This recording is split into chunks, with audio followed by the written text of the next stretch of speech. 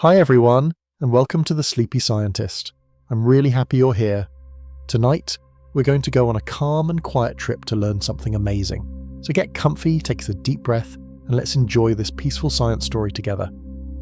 Before we start, tell me in the comments, where are you watching from and what time is it for you right now? If you like relaxing science videos, don't forget to tap the like button. Now let's begin.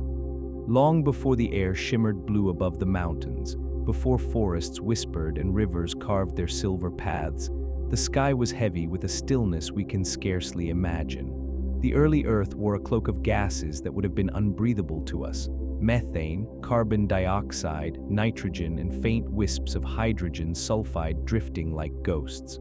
There was no trace of the gentle oxygen that now fills our lungs. The air was silent not because it lacked wind or storms, they came often, but because it lacked the invisible breath that would one day carry birds on their wings. It was a world where every sunrise rose over oceans rich with iron, where the seas were deep green and red-brown and the land was barren stone. Life existed, but it was hidden, clinging softly in the darkness, fragile and unseen. In those ancient seas, tiny architects of change were stirring. They were microscopic and simple, no larger than a dust mote, yet they carried inside them an astonishing trick. These organisms, called cyanobacteria, learned to catch sunlight.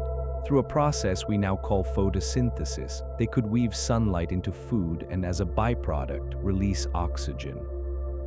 At first, the oxygen they released was so sparse it vanished almost as soon as it appeared, reacting with iron in the oceans to create rust that sank to the seafloor. The oceans became layered with these rusty sediments, like quiet records of each microscopic exhale. The world paid no attention. The sky did not change, but quietly, steadily, the breath of life was seeping into the world. Imagine floating above that ancient ocean. The waves are sluggish and thick with minerals, tinted olive green and copper red. Beneath the surface, mats of cyanobacteria sprawl across rocks like thin velvet carpets. When sunlight touches them, they shimmer faintly, producing bubbles that disappear before they reach the surface. No sound carries through this water except the slow crackle of forming crystals. The air above is tinted orange with methane haze, and no creature breathes it. There are no fish, no insects, no leaves drifting on the wind. This is Earth in its long infancy, a planet asleep, dreaming of something more. The rise of oxygen began so gently that even the planet seemed not to notice. For millions of years, every atom of oxygen released by the cyanobacteria was consumed immediately. It combined with iron, it burned up methane, it vanished into minerals. The sky remained empty of breath, yet slowly the rocks themselves became saturated, the iron all bound away, the methane dwindled. And then, almost imperceptibly, oxygen began to linger. It collected in the shallow waters first, forming thin layers where the microbes were thickest. As the ocean's surface became richer with it, the balance tipped. More oxygen entered the air than could be consumed by the old reactions. The sky began, in whispers, to change its nature. This quiet shift marked the dawn of what we call the Great Oxidation event. It was not a sudden catastrophe, but a long, slow dawn stretched across hundreds of millions of years. The cyanobacteria never knew they were changing the planet. They simply basked in sunlight, dividing and blooming, painting the shallow seas in soft teal swirls. But the oxygen they exhaled crept everywhere, invisible yet relentless. It began to scrub the atmosphere clean, breaking down methane, which had once trapped warmth around the planet. Without its insulating haze, Earth cooled. Ice crept down from the poles and the seas shivered. The world dimmed, yet the oxygen climbed higher. For the early life that had known only an oxygen-free world, this new gas was not a gift but a poison. Oxygen is reactive, eager to bind and burn, and for cells unprepared for its bite, it was deadly. Countless microbes perished quietly, their delicate chemistry unraveling in the presence of this new, strange air. Ancient lineages that had ruled the oceans for billions of years dwindled into shadows. Some retreated deep underground or into oxygen-free mud, hiding from the breath that killed them. Others simply vanished. The oceans that had once been thick with invisible life became emptier, their empire collapsing under the weight of something they could not see. And yet amid this quiet extinction, life adapted. Some microbes learned to endure oxygen's sting, reshaping their inner machinery to use it instead of fear it. They discovered that oxygen, though dangerous, was also powerful. It could unlock more energy from food than any earlier chemistry had allowed. Those that embraced it became stronger, faster, more resilient. In the same moment that oxygen almost ended life, it planted the seed for everything that would follow. From this delicate balance of death and transformation, the world began to tilt toward the future we know.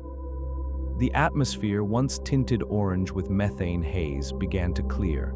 Sunlight struck the planet more directly, painting the days a sharper gold. The seas tripped of dissolved iron, turned from murky green to deep blue. Oxygen gathered in the air, slowly creeping upward until it made up a few percent of the atmosphere, a thin trace by modern standards, yet enough to alter the planet's character. Storms carried this new air across the globe. Winds that once howled through a suffocating sky now whispered over the stones with the first breath of what we call air. The earth was exhaling for the first time. Picture this world now, the same rocks, the same seas, yet utterly changed. The sunsets blaze crimson as the clear air scatters light. The ocean glows sapphire under the open sky. The mats of cyanobacteria still shimmer in the shallows, but now their breath no longer disappears. It lingers, rises, drifts. Above them, the first blue shadows of a living sky stretch outward. This was the moment the planet learned to breathe, a slow, quiet turning that would one day allow forests to sway, birds to rise, and us to whisper stories beneath the same air they created. The world had crossed a threshold, and there was no going back. And yet in that moment, no one celebrated, no one knew. The rocks were silent, the waves slow, the microbes blind. The sky did not announce its change. It simply filled, atom by atom, with the breath of everything to come. What had once been poison had become possibility. The world, without realizing it, had taken its first living breath. As the first breaths of oxygen spread through the ancient atmosphere, the world's quiet rhythm began to shift. The orange haze that once wrapped the planet faded like a slow-burning fog, and sunlight poured down with a brightness the Earth had never known. The warmth that had been trapped by methane drifted back into space, and the planet began to cool. At first it was only a gentle chill at the edges of the seas, then frost on the high stones, then great sheets of ice creeping from the poles like silent glaciers. The air sparkled clearer, but the world shivered. This cooling, born from the death of methane and the rise of oxygen, may have wrapped the Earth in one of its first great ice ages. The seas sighed under a sky that had grown thin and blue, and the balance of life trembled. The oxygen, though delicate and invisible, was remaking everything it touched. In the oceans, it stripped iron from the waters, binding it into oxides that sank in ribbons to the seafloor. Layer upon layer of rust-red stone formed, a quiet record of the planet's changing breath. We call these banded iron formations now, and they lie hidden in ancient cliffs and mountains like pages of a book. Each stripe marks a time when oxygen surged, when the cyanobacteria bloomed under the sun and filled the water with their exhaled gift. Then the bloom would fade, the oxygen would fall, and the seas would grow dark again. It was a slow heartbeat, a pulse written in stone, until at last the iron was gone and the ocean turned clear. This clarity, born of loss, revealed the blue world we know. With the clearing of the seas came a deep reshaping of life's hidden chemistry. The early microbes that had lived without oxygen had relied on gentle chemical pathways that yielded only faint trickles of energy. To them, oxygen was a raging fire, tearing apart their fragile molecules. But a few lineages stumbled upon new ways to survive it, reshaping their cells to harness its power. They evolved complex enzymes to tame oxygen's bite, wrapping its reactivity in careful chains. This new chemistry released energy with a richness that earlier life had never imagined. A single breath of oxygen could yield many times more energy than any ancient reaction. Those who mastered this trick flourished.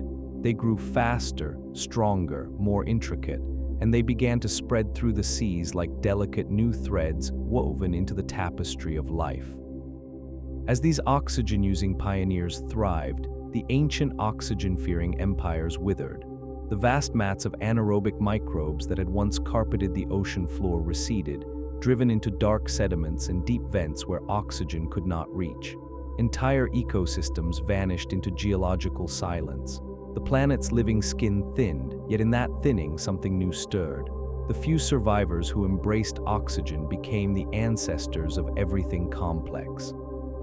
Within their small cells, tiny compartments arose, protecting the delicate engines that fed on oxygen. Over slow ages, these compartments would become the seeds of nuclei, the first whispers of complexity. The rise of oxygen was not just an ending, it was the quiet opening of a door. The atmosphere itself was reshaping under this unseen revolution. As oxygen grew, it forged new shields high above the world. Molecules of oxygen split in sunlight, then fused into ozone, forming a thin blue veil in the upper sky. This ozone began to soften the sun's fierce ultraviolet rays, which had once poured down unfiltered. For the first time, shallow waters near the surface became safe. The relentless light. Cyanobacteria crept upward, closer to the sun, no longer forced to hide beneath layers of water. This subtle shielding would one day make land itself habitable, though no creature yet walked upon it. The air, now a little richer, now a little gentler, was laying the foundations for life to one day touch the open sky. But for the planet itself, this transformation was wrenching. The loss of methane's warmth plunged the Earth into deep cold. Glaciers swept toward the equator, locking the seas beneath thick shells of ice. This may have been the first near-global freeze, a world almost turned to snow. Beneath the ice, life huddled in darkness, still breathing, still dividing. The oxygen in the thin air could not pierce the frozen seas, and so the old anaerobes lingered in hidden refuges. Above them, the sky was brilliant and empty, the continents barren white.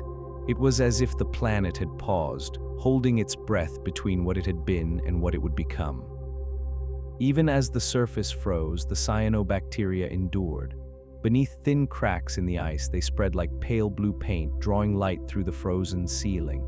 Their bubbles of oxygen collected in still pockets, waiting. Time crawled, eons passed. Slowly, the ice began to crack and retreat, and the oceans breathed again. This rhythm, freezing, thawing, blooming, etched itself into the planet's bones. The world was learning to balance its new breath. Too much oxygen cooled it, too little warmth smothered it. Yet over millions of years, the balance held. The glaciers melted back, the seas deepened to blue, and the air held its faint new spark of breath. The landscapes of Earth changed in colors as this shift unfolded. Iron-stained rocks faded to gray as the iron left the seas. Beaches turned pale, their sands no longer rust-red but soft and golden. The clear air revealed long horizons where the sky met the sea in a sharp blue line. Sunlight danced more freely, piercing the shallows in glittering beams. The world's palette had changed. What had once been a planet of dull orange haze and murky green seas had become a place of blue and gold and silver light. This was oxygen's quiet artistry, painting the world in new light even as it remade life itself. As the oxygen rose further, it reached thresholds that made the air flammable. Lightning cracked through the new sky and set the dry rocks alight. Fire had been impossible on the ancient Earth, for fire cannot burn without oxygen. Now small blazes flickered on dry hills, brief and hungry. They burned through mats of dried microbes and left black scars on the stones. The smell of smoke, sharp and strange, drifted for the first time through the wind. This too was part of oxygen's legacy, the spark of combustion, the possibility of flame. It was a hint of the energy that would one day warm shelters, cook food, and fuel civilizations, though none yet existed to see it. Beneath the surface, life's invisible engines were rewiring themselves. Genes spread like whispers, carrying the new oxygen-using machinery from cell to cell. The genetic code itself was reshaped by this shift, favoring those who could survive oxygen's bite. It was an unseen revolution, quiet but vast. Every surviving lineage bore its mark. The story of oxygen became written not just in the air and the rocks, but in the very letters of life. Even now in our own cells, tiny compartments called mitochondria burn oxygen to power our thoughts and movements, a living echo of that ancient transformation. When you breathe, you are breathing the memory of that age. And yet, for all its grandeur, this revolution was slow and uncelebrated. The cyanobacteria did not know they were changing the sky. The dying anaerobes did not know their reign was ending. The glaciers did not know they were sculpting a future world. It all happened in silence, in patience, in the steady drift of time. The planet did not roar into its new age, it whispered into it. The air, once suffocating, now held the seed of song. The seas, once green and shadowed, now shimmered blue. The world was still cold, still mostly barren, yet within its thin new breath lay the promise of forests, animals, and voices. The earth was preparing itself unknowingly for wonder. So the sky grew lighter, the oceans clearer, and the air carried its first hint of vitality.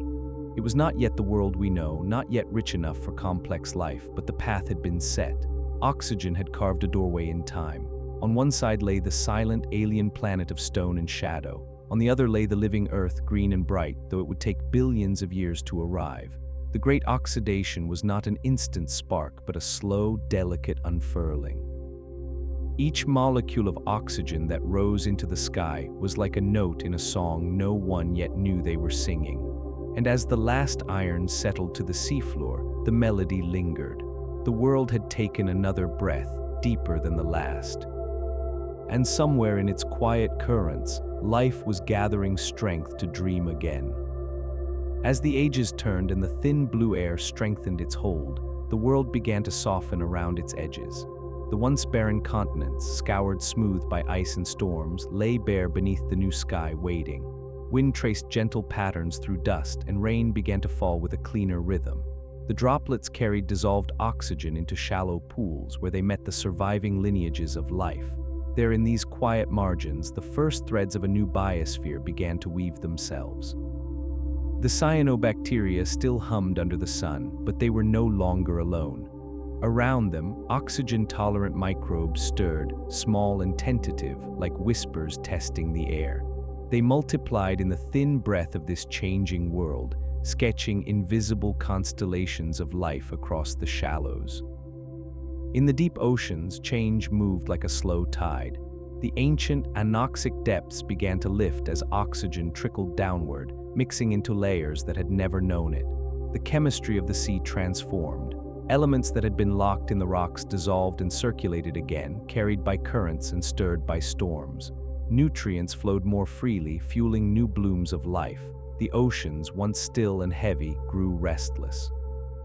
Waves danced with tiny flecks of light as plankton drifted near the surface, tracing delicate patterns in the water. They were fragile yet abundant, their bodies small sparks of the great fire oxygen had lit. The deep sea still held shadows untouched by air, but they were shrinking, retreating as the breath of the world grew stronger. The sky itself had become a living thing. Each molecule of oxygen that rose from the seas was like a new heartbeat, pulsing outward into the silence.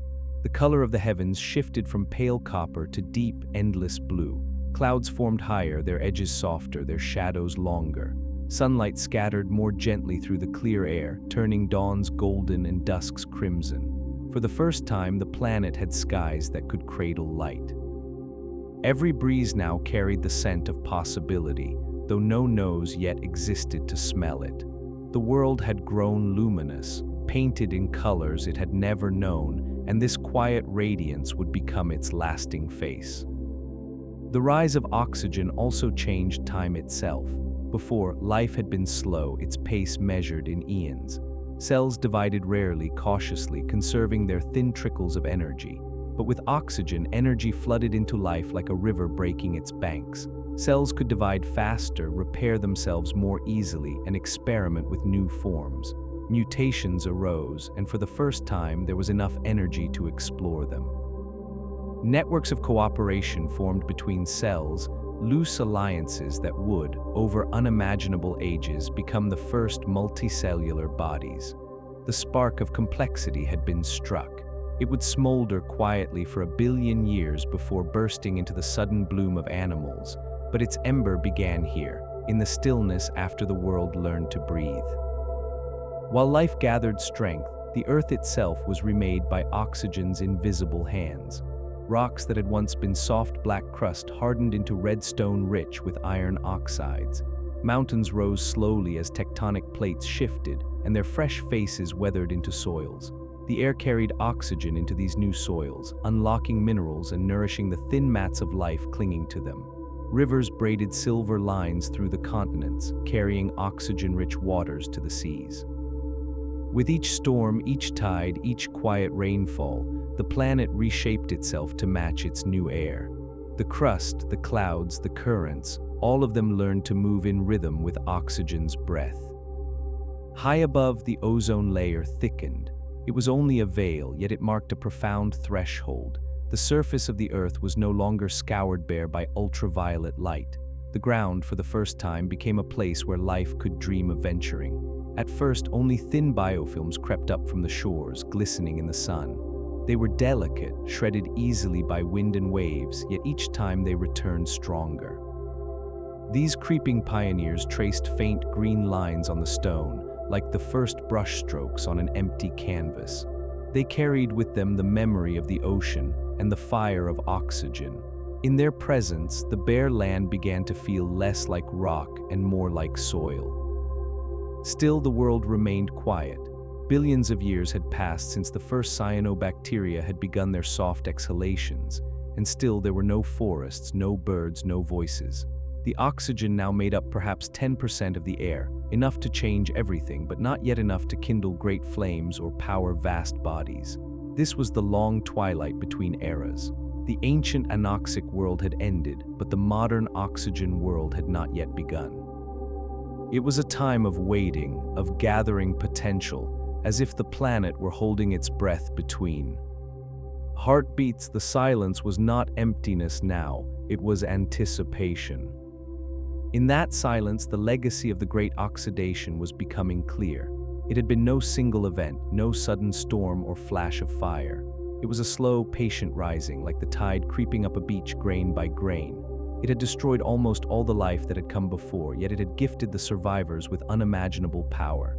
It had chilled the world nearly to ice, yet it had painted the skies blue and cleared the seas to sapphire. It had left scars in the rocks and whispers in our genes. It had set the stage for everything that would follow, for roots and wings, for blood and breath, for thought and song. All of it traced back to this long, quiet revolution when the air first learned to carry life. Imagine standing on that ancient shore as the sun sets over the oxygen-rich sea. The waves glow faintly gold, catching the last light. The air is cool and thin, tinged with a sweetness new to the world. There is no sound but the lapping of the water and the soft hiss of distant ice breaking. Above, the sky burns red at the edges and fades to violet overhead, clear and deep. It feels both empty and full, as if the whole planet is exhaling around you. You know nothing of what will come, of forests, of animals, of humans breathing this same air, but you can feel that something vast has shifted. The world feels lighter, brighter, as if it has taken its first true breath and is pausing just for a moment to feel it. This was the gift of the great oxidation. It was not a blaze but a whisper, not a battle but a transformation. It carried no banner, no sound, only the soft breath of unseen creatures changing the air one exhale at a time. And yet from that breath came everything. From that slow turning of the sky, from that fragile balance between life and death, came all the colors of the living earth. Every forest that now rustles, every bird that arcs through the wind, every word we speak, all of it floats on the same oxygen that once nearly killed everything. It is the same breath, older than mountains, older than bones, older than dreams. It is the breath that made the world alive. And so the sky stands blue above us, the oceans shimmer, and our own lungs rise and fall. We are part of the same quiet tide that began when the planet first learned to breathe. Each inhale is an echo of those ancient cyanobacteria, each exhale a continuation of their work. The world is not separate from that moment, it is the unfolding of it. The great oxidation never truly ended. It lives in us, in the rust-red stones, in the ozone high above, in the firelight of our cells. It is the long, slow breath of the earth, and it is still being drawn. When you breathe, you are part of that ancient whisper, the one that turned a silent, suffocating world into a living, singing one. And if you listen very gently, you can almost hear it still. Long ago, when the earth was wrapped in heavy shadows and the sky had never known the color blue, life was a quiet murmur beneath the waves. The world's air was thick with methane and nitrogen, with no hint of the bright, biting gas we breathe today. In that stillness, life drifted gently in darkness, delicate and unhurried. These ancient cells were simple yet elegant, woven from filaments of chemistry that had never tasted oxygen. They lived in a soft balance, trading whispers of energy in the silence of the sea. Their world was warm and dim, lit only by faint sunlight that filtered through hazy air. It was a safe world, slow and timeless, and its inhabitants could not imagine that danger was silently approaching, carried on the breath of their own distant cousins. In shallow pools where sunlight lingered, tiny cyanobacteria had learned to trap the sun in their small green bodies. They drifted like specks of emerald dust, catching light and weaving it into sugar. But this act had a cost. As they spun sunlight into food, they exhaled oxygen, a gas that none of the ancient cells could endure. At first, it made no difference. The oxygen disappeared almost instantly, reacting with dissolved iron in the seas. But each day the cyanobacteria breathed out more, and each night it lingered a little longer. Over slow ages, the iron vanished, the seas cleared, and the oxygen began to build. It crept through the shallows like a hidden tide. To the ancient microbes, it was invisible, silent, and lethal. Oxygen is a restless element. It clings to electrons with a fierce hunger, ripping apart delicate molecular chains. To the early anaerobes, whose chemistry was soft and unarmored, it was like acid in the air. It tore holes in their membranes, shattered their proteins, and scattered their fragile energy systems into chaos. Where oxygen touched, cells withered into stillness. For the first time in the history of life, the world was becoming hostile to life itself. Entire communities dissolved, their filaments curling and breaking like ghostly threads. The seas that had once been thick with life grew strangely quiet. Death was spreading, not as fire or storm, but as a breath too sharp to bear. As oxygen rose, the survivors fled. Some sank into the deep black waters where light and oxygen could not reach. Others retreated into sediments, entombed beneath layers of mud. Still others found refuge in boiling vents where chemical fumes masked the poison air. These redoubts became tiny pockets of the old world, sealed away like memories. The rest of the planet, once teeming with anaerobic life, grew empty. It was an unseen extinction, carried out not by teeth or claws, but by a whisper in the water. The air was becoming a silent predator, and it hunted everything. And yet, even as most life shrank back into darkness, a few strange cells lingered near the poisoned shallows. They shivered in the thin veil of oxygen and did not die. Inside them, chance mutations had forged small defenses, molecules that could capture oxygen's rage, disarming its bite. These primitive antioxidants were fragile, but they bought time. Time to repair damage, time to survive the invisible burn. With each generation, those who endured grew more adept. They built new enzymes to bind oxygen safely, to use its power instead of fear it. Slowly, the poison became a tool. This transformation was not sudden, not swift. It was the quiet work of countless generations, each one learning to tame the air a little more. As these survivors mastered oxygen, they unlocked a vast new store of energy. By channeling oxygen into their reactions, they could burn food more completely, releasing torrents of power that no anaerobe could match. A single oxygen-fed spark yielded many times more energy than the old pathways. Cells that once crept slowly through life now danced with hidden fire. The poison had become fuel. The survivors became stronger, faster, more intricate. While the old anaerobic empires withered, these new oxygen breathers began to spread. Around them, the world was still littered with the ruins of the old. Mats of dead microbes drifted like black snow, settling into the quiet seafloor. The water shimmered clearer as life thinned.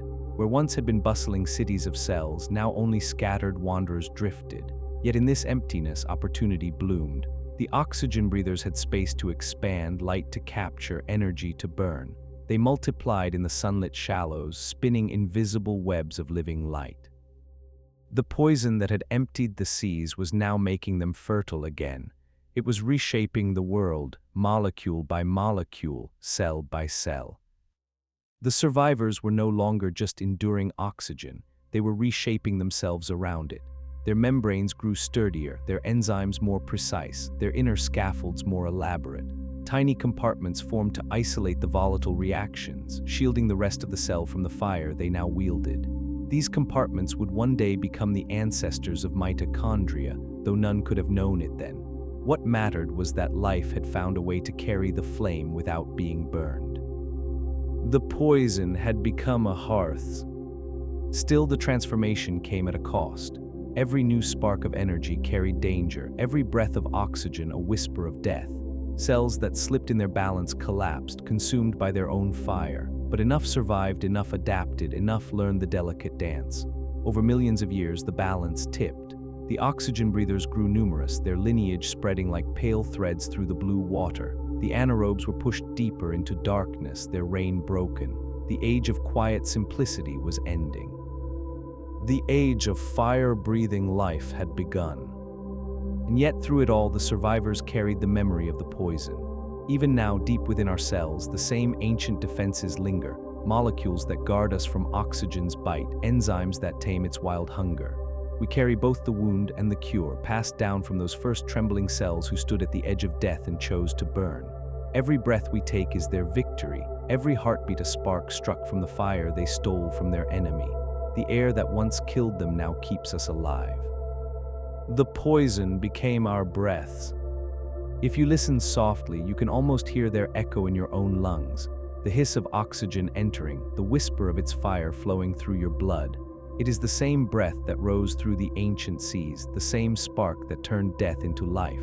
Those fragile survivors remade the world not with force or speed, but with patience. They did not flee the poison. They learned to hold it gently, to cradle its danger and shape it into power. In that quiet defiance, they began the story of complex life. The world would never be the same, and neither would we. The poison had made the world alive. As oxygen grew from a trace into a steady breath across the planet, it did not just transform life's chemistry, it wrote life's rhythm. The survivors of the ancient extinction began to quicken. Where once they had drifted like shadows in the dark, they now pulsed with hidden fire. Their inner engines turned faster, fueled by the fierce energy of oxygen's reactions. Each spark of oxygen ripped food apart with astonishing efficiency, releasing bursts of power that washed through their small bodies like silent lightning. Cells could now grow larger, divide more swiftly, repair themselves when damaged. This newfound vitality reshaped the tempo of life, shifting it from a slow crawl to a gentle hum, like a heartbeat waking from a long sleep. The oceans reflected this change. Where death had once settled like black snow, life began to bloom again in faint veils of color. The water glittered with drifting plankton, each one a tiny lantern of oxygen-fueled life. They rose toward the sunlit surface during the day and sank back to the darkness at night, carrying nutrients in their small, silent migrations. The seas were still quiet by our measure, yet to the ancient world they were vibrant, electric with new possibility. The poison that had emptied the waters was now filling them with light. The blue world was being born from the breath that had almost killed it. Inside the survivors, new structures were forming. The chaos of oxygen's power demanded order, and the cells responded by creating delicate scaffolds to hold their reactions in place. Tiny membranes folded inward, wrapping the oxygen-burning engines like thin cradles. These cradles shielded the rest of the cell from stray sparks, allowing the energy to be harnessed safely. Over immense spans of time, some of these engines became fully separate partners, early mitochondria, born when ancient cells swallowed smaller oxygen-using microbes and kept them alive inside. It was an act of extraordinary intimacy, the first great alliance in the history of life. Predator and prey fused, and together they became something new. This symbiosis was a quiet miracle, and it was only possible because of oxygen. With this partnership came power. Cells that housed these internal firekeepers could generate far more energy than their simpler cousins. They could build sturdier walls, weave complex internal skeletons, and store information in intricate loops of DNA. They became the ancestors of all eukaryotes, cells with nuclei, the foundation for plants, animals, and humans. The path to complexity opened like a hidden door, and oxygen was the key that turned the lock. The poison had not just been tamed, it had been woven into the heart of life itself. As these new cells spread, the old anaerobes retreated further. They found sanctuary in deep sediments, hot vents, and salt-brined pockets beneath the seafloor. There they continued their quiet existence, unchanged and untouched, as if time had stopped for them. Even now they endure invisible witnesses from the world before oxygen, but they are relics. The new oxygen-using cells claim the open oceans, bathing in the blue light of the shallow seas. The balance of life had tipped forever. The air was no longer an enemy. It was becoming the breath of the world. Above the seas, the sky transformed in color and texture. The rising oxygen cleared away the old methane haze, letting sunlight spill down in clear gold. The air turned from dim orange to pale blue, then deepened into the endless azure we know. High above, ozone thickened into a protective veil, softening the sun's harshest rays. For the first time, light could fall gently on the ocean's surface without burning it sterile. This shield of oxygen allowed the new cells to drift closer to the sun, basking in warmth and brightness their ancestors could not endure. The earth was beginning to glow. Oxygen's presence also altered the planet's geology. Rocks that had lain black for eons began to rust as oxygen seeped into them, painting cliffs and riverbeds in shades of red and ochre. Iron that had once floated dissolved in the oceans now sank as heavy oxides, settling in layers like buried sunsets. These banded iron formations, silent ribbons of rusted stone, became monuments to the transformation. Every stripe marked a moment when life breathed out a little more of its invisible fire. The surface of the world became a canvas, and oxygen was the unseen artist. With oxygen and energy abundant, evolution began to wander. Cells experimented with shapes, long filaments, hollow spheres, branching networks. They grew larger, communicating with chemical whispers, sharing resources through tiny bridges. Cooperation became possible in ways it never had before because there was enough energy to support it. Small colonies formed, cells clustering together in fragile lace-like webs. They were not yet true multicellular beings, but they hinted at the future. Complexity was budding like the first leaf on a silent tree. And through it all, the memory of the poison lingered. These new cells carried intricate systems to neutralize oxygen's dangerous byproducts, tiny reactive sparks that still leapt from their inner fires. Antioxidant molecules danced through their cytoplasm, catching the sparks and quenching them before they could scorch. DNA repair enzymes patrolled their genetic scrolls, mending any burns. Every breath was still a gamble, but they had learned to make the gamble safe. This delicate balance between power and peril shaped their every choice, their every design. Even now in our own cells, the same dance continues. We are descendants of those who tamed the fire. As the oceans teemed again, the planet's climate began to steady. The surge of oxygen had long ago stripped away much of the methane that warmed the Earth, plunging it into ice. But volcanoes breathed out carbon dioxide, and the new life exhaled warmth as it spread. Slowly, the glaciers retreated, revealing bare stone beneath. Rivers carved fresh paths, and rainfall grew regular. The world settled into a gentle rhythm, neither frozen nor burning, wrapped in a thin but stable veil of oxygen. It was as if the Earth had found its balance at last. The seas now glimmered like liquid sapphire under the clear sky. Light danced on their surfaces in silver ripples. Below, curtains of plankton swayed with the tides, each cell a tiny ember of the oxygen revolution. The once-dead shallows had become gardens of living light. The poison had become beauty. And from this beauty, the future waited, just beyond the horizon of time. The Earth had endured the breath that almost killed it, and in doing so, it had discovered the fire that would carry life into endless forms. If you stood there on the rocky edge of that ancient sea, you would feel the change in the air. It would be thin and sharp, tasting faintly of metal yet strangely clean. The waves would glow blue beneath a bright sky, and the wind would carry whispers of new beginnings. You would see no forests, no creatures, only the glitter of plankton and the shimmer of light. Yet you would sense something vast stirring beneath the silence. The world had crossed from survival into possibility.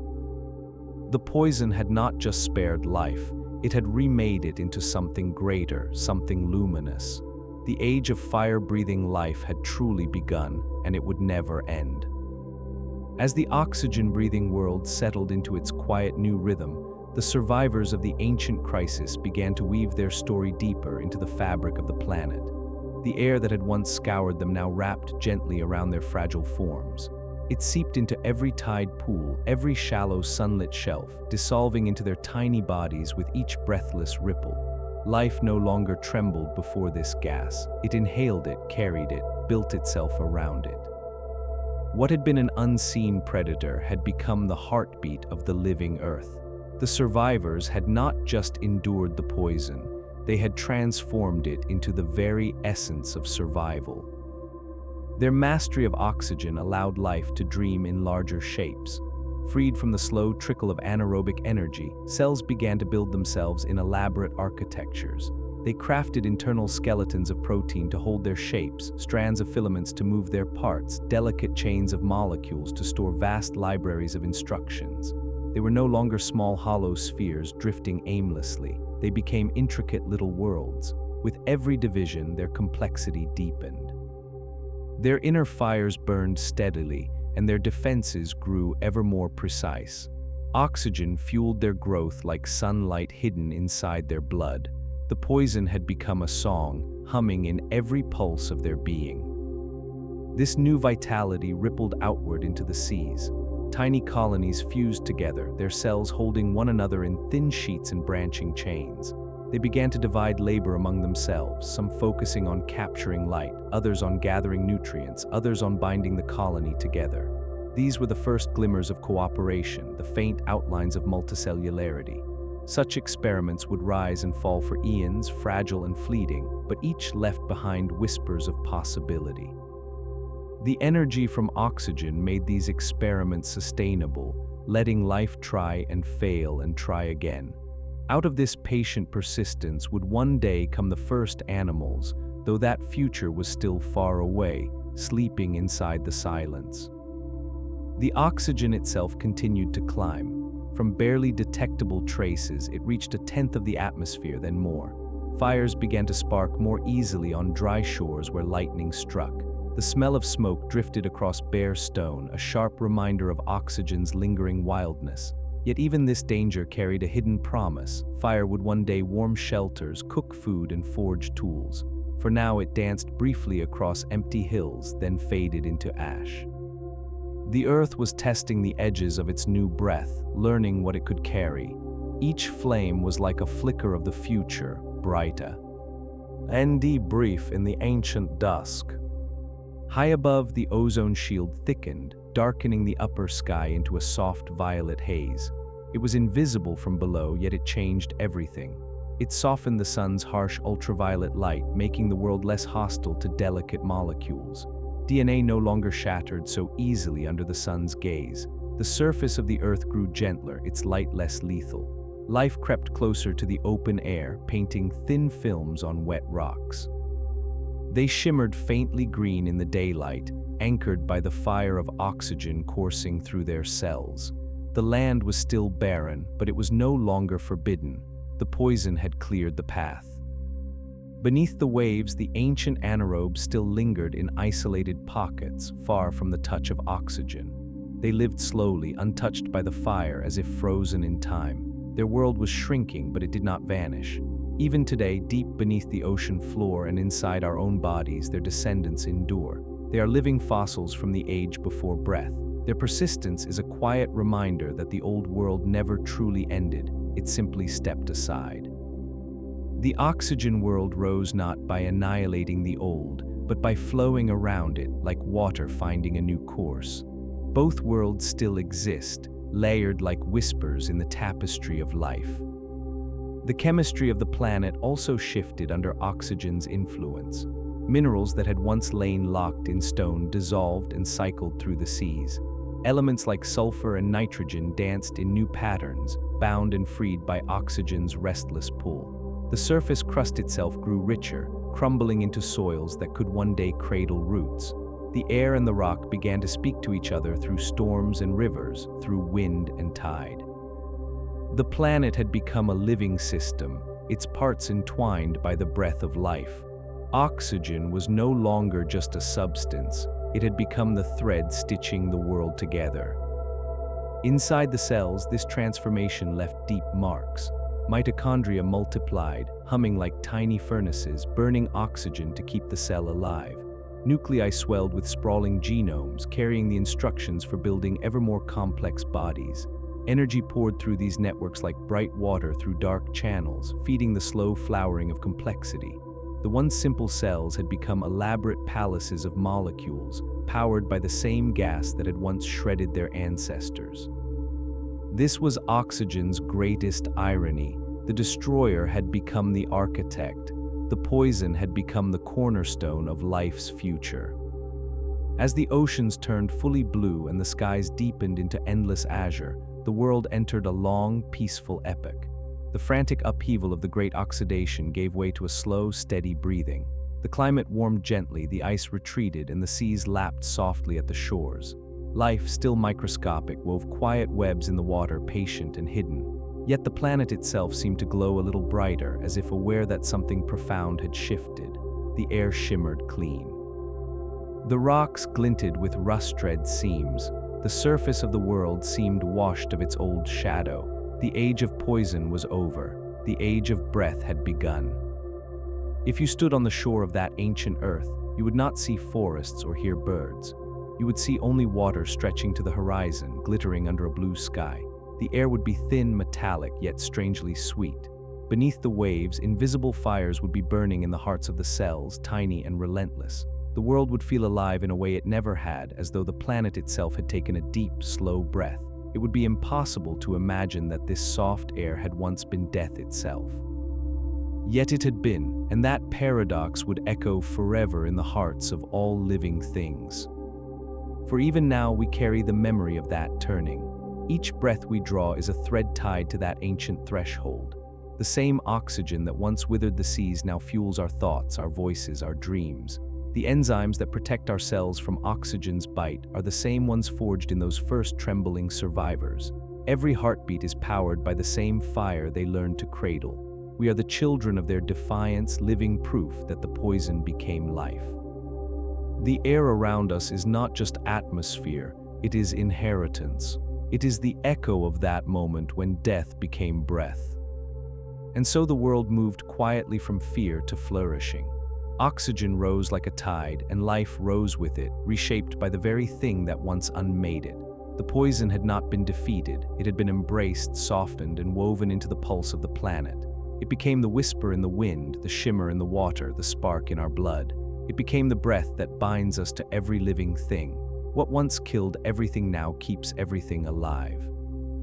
That is the story of oxygen. The quiet miracle, the gentle fire, the poison that made the world alive. Long before the mountains rose and forests whispered, the oceans carried the planet's hidden heart in their depths. They were heavy with iron, green and dark, their waters thick like molten glass. Sunlight drifted only faintly through their surface, scattering in copper haze. There was no blue then, no shimmer, no glint of fish or flash of fins. The seas were quiet, almost still, and in their silence they bore the planet's oldest bones. Every drop carried dissolved iron, invisible yet everywhere, a silent presence from the rocks that had birthed this world. It was a time when the crust was young and restless, when volcanoes exhaled molten breath, and the newborn oceans dissolved the iron-like ink spreading through a blank page. Life, such as it was, drifted in delicate threads within this iron sea. Tiny cells clung to the surface of rocks, hidden from the harsh sun beneath layers of hazy air. They were slow, almost timeless, their energy faint and fragile. They breathed no oxygen, for the sky held none. Instead, they drew power from gentle chemical whispers, ancient reactions that yielded little but enough. This was the world before breath, before color. The planet wore a cloak of stone and shadow, and its oceans were its memory, holding the iron that had seeped from its restless crust. For hundreds of millions of years, this balance held, unchanging and unchallenged. Then came the first glimmers of light catchers, the cyanobacteria. They were small as dust, yet they carried inside them a secret that would undo the iron sea. They learned to trap sunlight and spin it into food, exhaling oxygen as a byproduct. At first, their bubbles vanished instantly, devoured by the hungry iron. Each atom of oxygen collided with iron ions in the water, binding them into rust that sank like fine red snow. No one saw it, no one heard it, but the seafloor was slowly being painted in layers of silent color. These were the first strokes of a transformation that would echo for billions of years. The bones of the planet were beginning to rust. As the cyanobacteria multiplied, the rust fell thicker. Thin layers of red iron oxide settled on the seafloor, then were buried under gray layers of silica and clay, then more rust again. This cycle repeated endlessly, season after season, eon after eon. The ocean became a slow snowfall of iron, painting itself from the bottom up. Each band was a heartbeat, marking a time when sunlight was strong and oxygen surged. Between them lay dull bands of stone from quieter times. Together, these stripes formed what we now call banded iron formations, though no one then could name them. They were simply the ocean's breath made visible, locked into stone. Imagine drifting down through that ancient water. Above you, sunlight glows faint and golden through the haze. Around you, the water is dark olive, almost opaque, tasting of metal. Tiny green mats of cyanobacteria sprawl across the rocks, catching light, exhaling bubbles that vanish before reaching the surface. And beneath you, the seafloor glows faintly red, dusted with iron snow. Each flake is a fragment of the world's slow awakening, the breath of life crystallized into rust. There are no fish here, no motion, only the soft settling of color on stone. The world is painting itself while it sleeps. As the rust thickened, it changed the chemistry of the sea. Iron that had once drifted freely became locked away, buried beneath layers of red stone. Slowly, the water cleared. Where it had once been murky green, it turned paler, then faint blue near the surface. Light began to reach deeper, stirring the cyanobacteria to spread further. More oxygen poured out of their tiny bodies, and less of it was consumed. The iron was running out. The ocean, which had carried the planet's hidden heart, was losing it grain by grain, binding it into stone. The bones of the planet were being sealed into the crust, leaving the water light and free. This transformation rippled through time like a slow wave. For hundreds of millions of years, the banded iron built up layer by delicate layer. Some bands were thick and bright red, from times when the cyanobacteria bloomed fiercely, flooding the water with oxygen. Others were thin and faint, from quieter ages when light was scarce. Each layer was a sentence in the planet's diary, written in rust.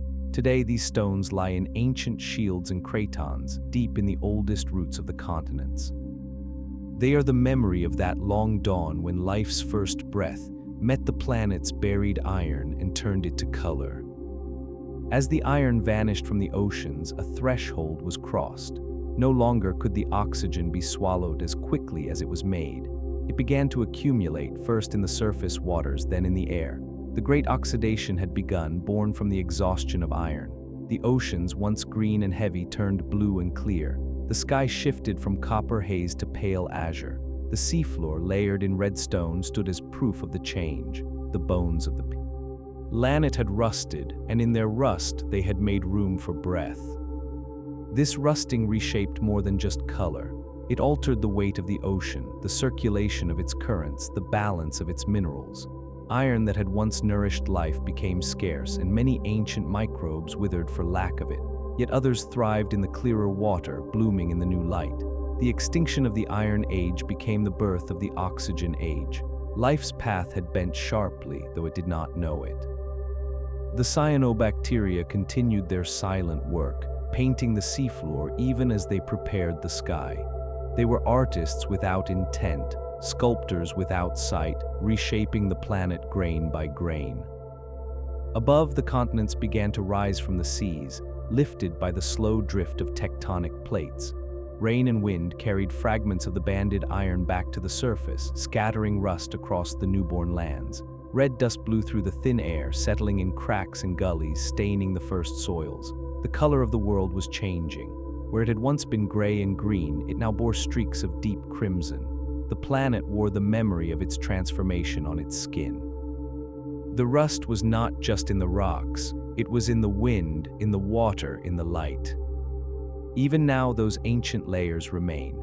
In cliffs and quarries in the hearts of old mountains, the banded iron formations lie like the ribs of the world. Each stripe is a breath of the first oxygen, a fossil of the moment when life began to change the planet. When you hold a piece of that stone, you are touching the memory of oceans that no longer exist, of skies that were not yet blue, of a world that was only beginning to dream of life as we know it. The bones of the planet are still rusted with that dream, still carrying the color of the first breath. As the red layers thickened across the seafloor, the planet entered a quiet and profound transformation. The oceans that had once been dark with dissolved iron were clearing, their weight lifting grain by grain. Each atom of oxygen exhaled by the cyanobacteria collided with iron ions in the water, binding them into rust that sank slowly, silently through the dim light. The seas had been the planet's bloodstream, carrying iron through every current, but now that blood was clotting into stone. The seafloor became a mosaic of color, deep crimson bands laid gently between gray ribbons of silica and clay. It was as if the ocean itself had begun to breathe, exhaling its iron bones into stillness. The removal of iron from the water was more than a change of color. Iron had once fed the ancient microbes, woven into their enzymes and carried through their delicate metabolisms. It was the quiet skeleton of their chemistry. As it vanished, their world grew hollow. Many lineages faltered, unable to build their fragile bodies without the metal they had always known. Their numbers thinned, their mats withered, and their whispers faded from the water. The oceans became emptier even as they grew clearer. It was an extinction without violence, carried not by teeth or storms but by absence, a slow dissolving of the old world as the new one rose. In this emptiness, the survivors spread. The cyanobacteria, thriving in the clearer shallows, grew into broad mats that rippled under the sunlight like velvet carpets. Freed from the dimness of iron-heavy waters, light reached deeper, awakening blooms in places that had never known brightness. Oxygen collected in thin veils around them, rising like mist. Each bubble that escaped their soft green surfaces marked another grain of iron sinking to the deep. The world was exchanging one inheritance for another, trading the iron that had shaped its beginnings for the breath that would shape its future. The chemistry of the oceans shifted around this slow exchange. Minerals that had once been bound to iron dissolved differently, flowing into new currents. Phosphorus and silica drifted freely, nourishing fresh blooms. Sulfur cycled through new paths, reacting with oxygen to form delicate crystals that sparkled on the seafloor. The seas, once thick and uniform, developed layers, oxygen-rich shallows above and oxygen-starved depths below. This stratification created invisible frontiers, boundaries between two eras of the ocean's soul. Above the line, the new world shimmered blue. Below it, the old world lingered in green shadows, untouched by air. As the iron dwindled, oxygen began to escape this upper ocean and drift into the sky. It was faint at first, barely detectable, but its presence changed everything.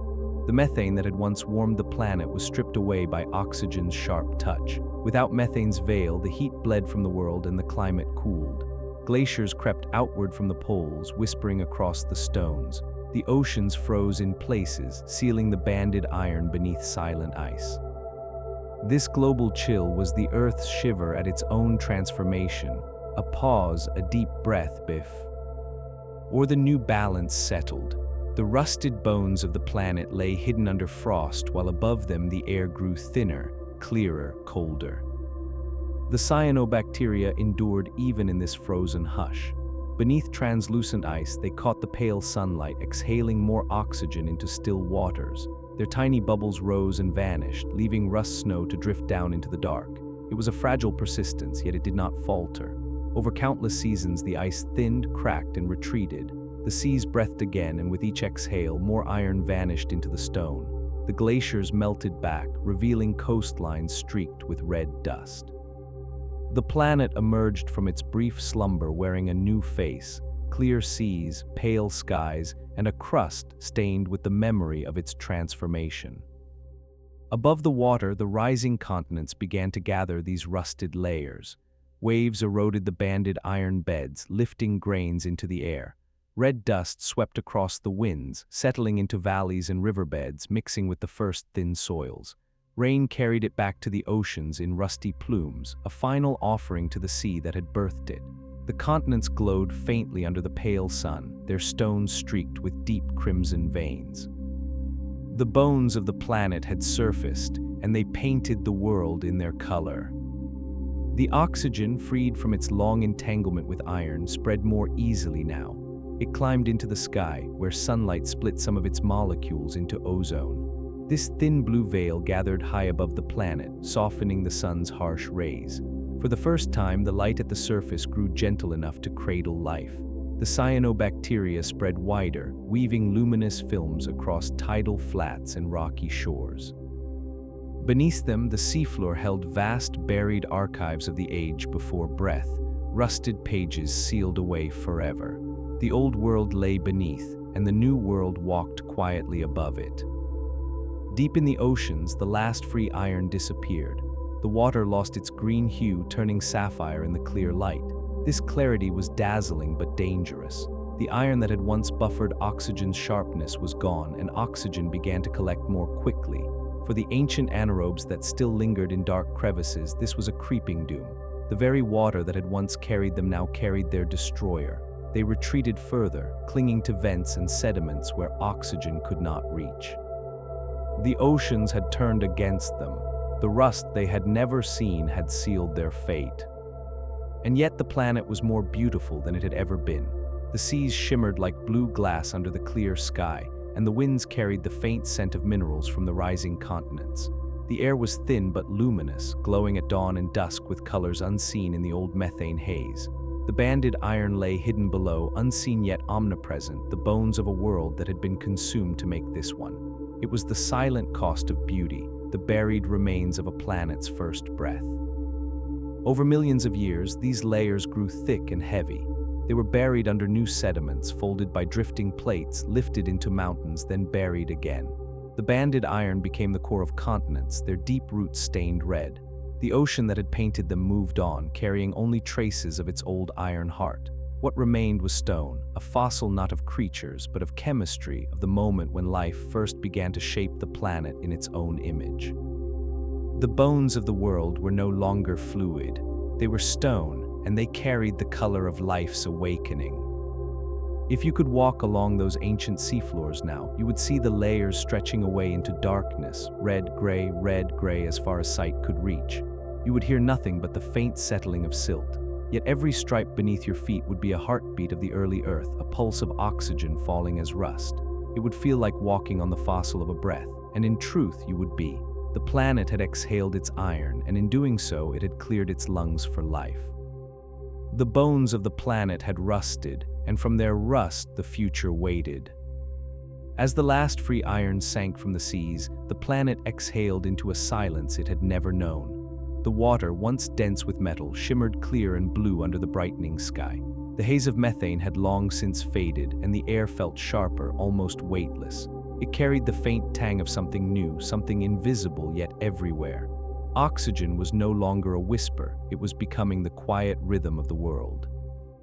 Beneath this new stillness lay the bones of the old earth, layer upon layer of rusted stone, buried deep, holding the memory of everything that had come before. These rusted layers were more than colors in rock. They were the archive of a planet's transformation, a story etched in iron and sealed in stone. Each band told of a time when the seas had carried the planet's heart in solution, and each crimson strip marked the moment that heart had been stilled. The iron that had once flowed through the ocean like blood now lay entombed in the crust, silent and heavy. It was as if the earth had shed its skeleton and hidden it beneath its skin. The oceans were no longer the planet's bones. They had become its breath. Above, the world began to glow in new ways. The clear water reflected the sky like glass, and the sky, freed from haze, deepened into endless blue. Sunlight scattered gently, turning mornings golden and evenings violet. Rain fell clean, carving bright rivers through the rising continents, washing fragments of rusted stone into the sea.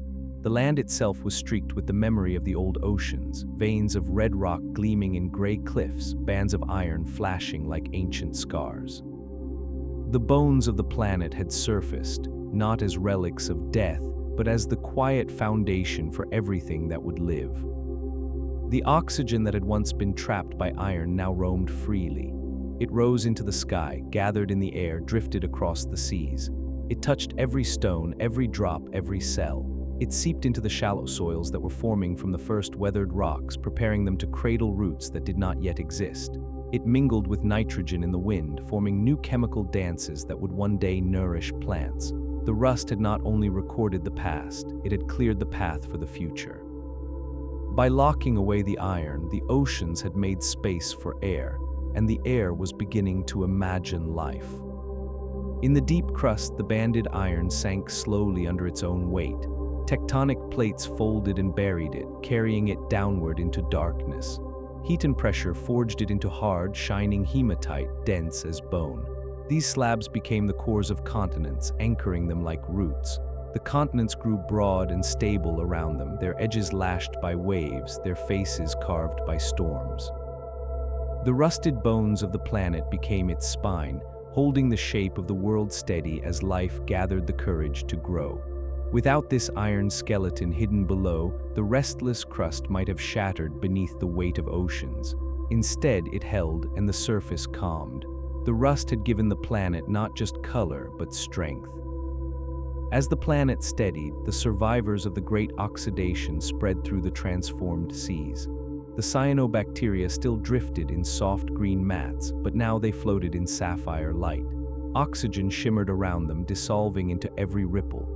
New lineages of cells emerged, sculpted by the fire they carried inside. They built sturdier walls, intricate inner scaffolds, and delicate molecular machines to tame the wild power of oxygen. These cells were small, yet they were the blueprint of everything to come. They bore the mark of rust in their chemistry. Iron now became a trace element, not the ocean's soul, but a spark hidden within their enzymes. The bones of the planet had moved inside them, from sea to stone to cell. Even now, every breath we take carries the echo of that shift. Hemoglobin, the red pigment in our blood, cradles iron at its heart, tiny rust-colored coins that carry oxygen through our veins. Each beat of our hearts is powered by iron forged in ancient stars and reshaped by ancient seas. The same iron that once painted the ocean floors now shuttles life through our bodies. We carry the planet's rust in our blood, and through it, the memory of that long dawn. The banded iron formations beneath our feet are not just stones. They are the ancestors of our breath. As oxygen climbed higher in the air, the world's climate slowly softened. The ice that had gripped the planet after methane's fall retreated. Rain grew steady, carving valleys, feeding streams that wound down from newborn hills. The continents weathered into dust, and that dust mixed with rust, painting the first thin soils a faint red. These soils would one day cradle moss, then ferns, then forests, but for now they lay bare, waiting. The earth had emptied its seas of iron to make room for oxygen, and now it stood poised on the threshold of the living world. The bones were buried, and the breath was rising. High above, the ozone veil thickened, sheltering the surface from the sun's fiercest rays. Light grew softer, safer, more golden. It touched the clear seas gently, warming their upper layers where life now thrived.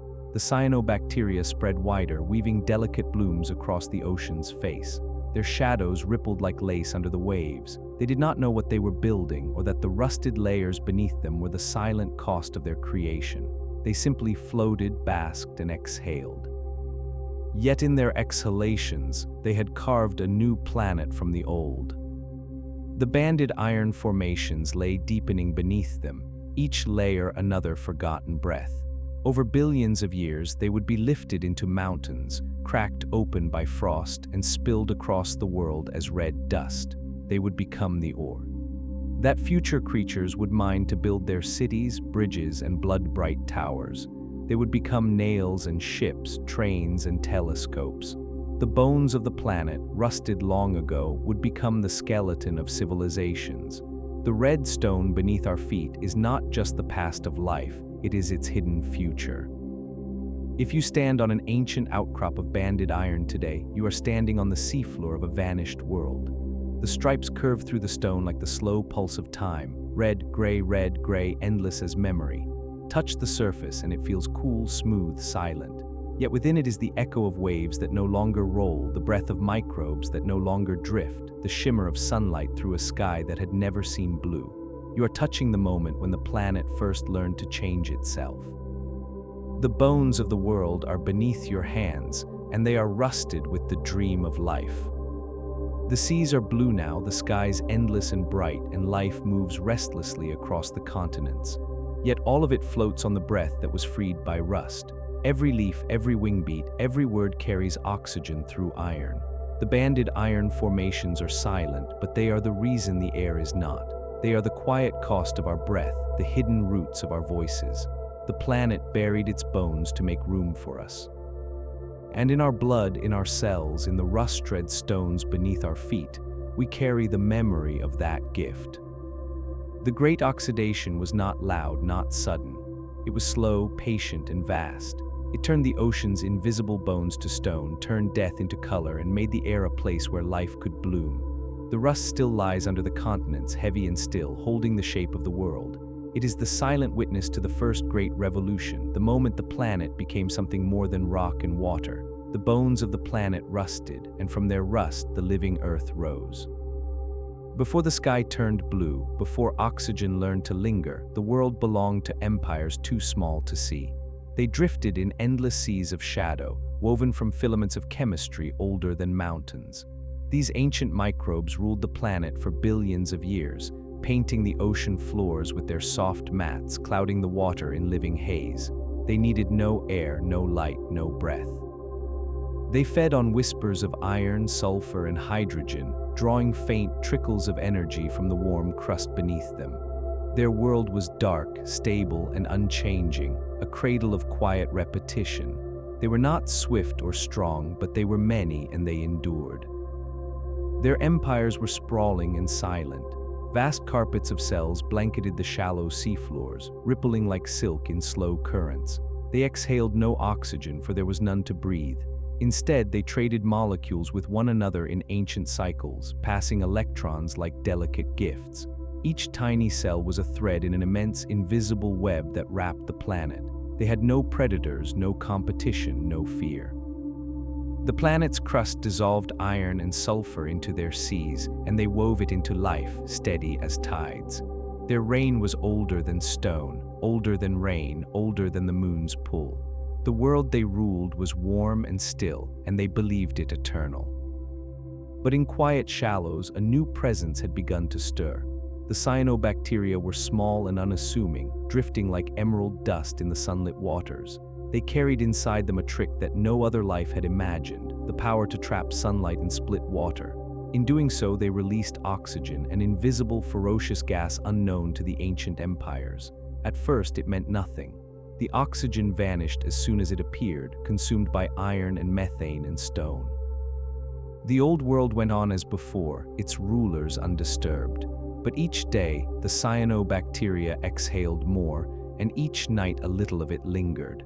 The invisible gas began to creep into the water like the ghost of an idea.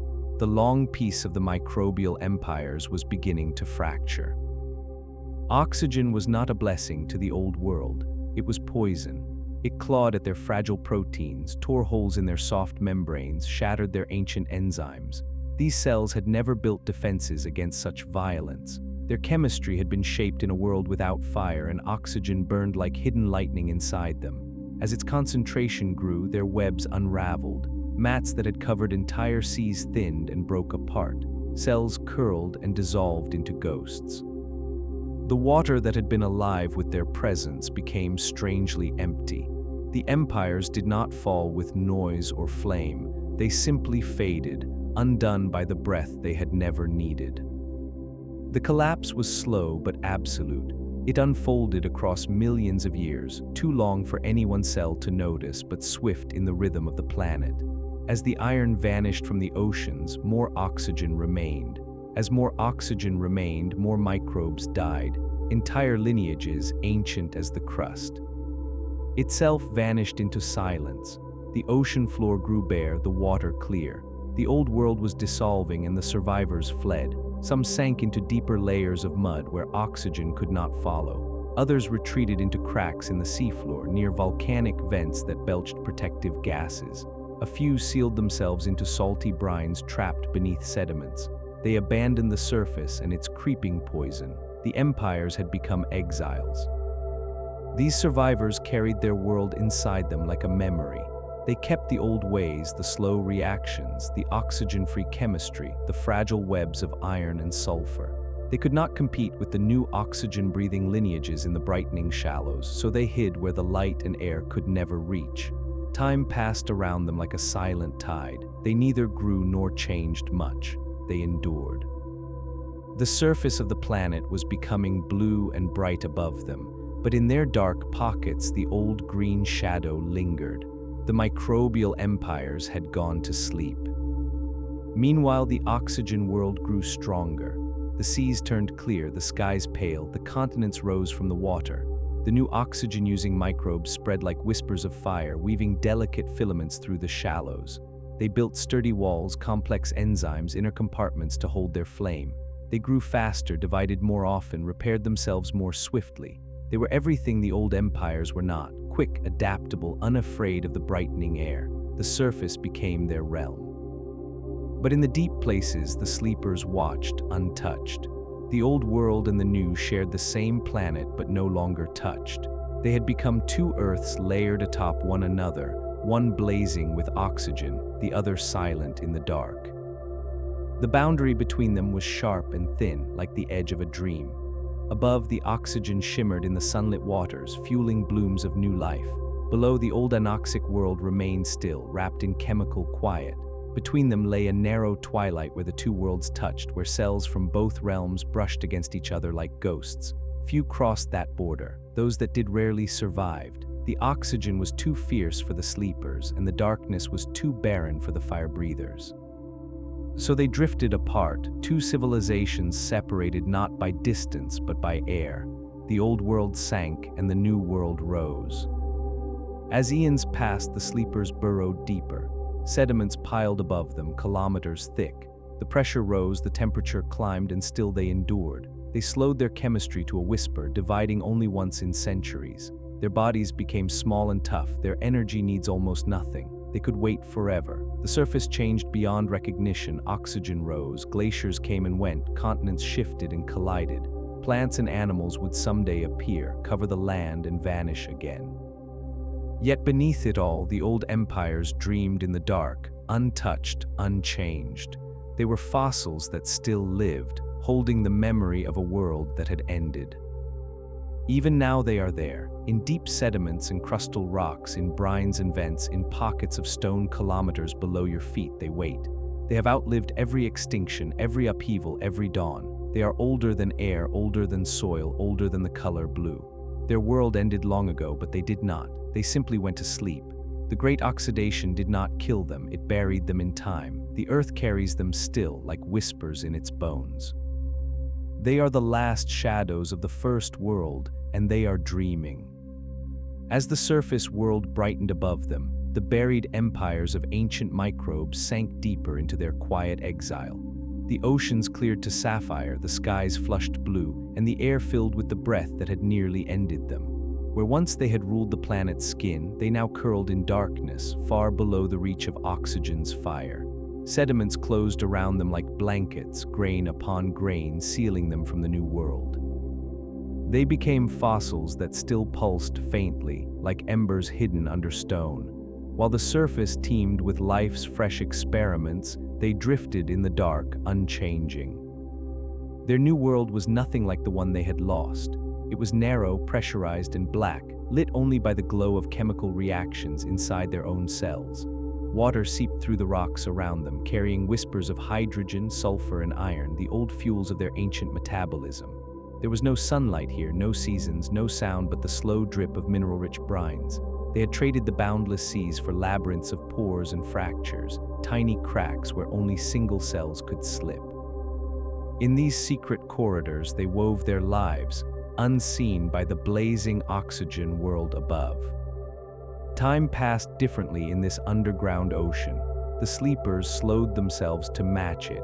Their chemistry dimmed until it was almost still their cell. Divisions spaced by centuries.